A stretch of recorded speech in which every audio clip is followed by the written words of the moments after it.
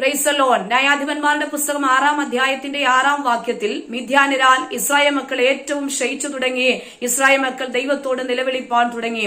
എന്നാൽ അതിന്റെ നടുവിൽ ഗിദെയോൻ മിദ്യാന്യരുടെ കയ്യിൽ ഗോതമ്പ് പെടാതിരിക്കേണ്ടതിന് വേണ്ടി മുന്തിരിച്ചക്കിനരികെ വെച്ച് മെതിക്കുകയായിരുന്നു. അതേ, തങ്ങളുടെ അധ്വാന ഫലത്തെ ശത്രുവിന് വിട്ടുകൊടുക്കുവാൻ അനുവദിപ്പിക്കാതെ ഒരു തീരുമാനത്തോടെ ഒരു പരാക്രമശാലിയെ പോലെ അതേ മുന്തിരിച്ചക്കിനരികെ വെച്ച് ഗോതമ്പ് പെതിച്ചുകൊണ്ടിരിക്കുമ്പോൾ അതിന്റെ നടുവിൽ ദൈവത്തിന്റെ കരം അവർക്ക് അനുകൂലമായി വെളിപ്പെട്ടതുപോലെ, ദൈവത്തിന്റെ കരം അവർക്ക് അനുകൂലമായി തീർന്നതുപോലെ, അതേ ദൈവമക്കളെ വചനത്തിലൂടെ കർത്താവ് നമ്മോട് സംസാരിക്കുന്നു.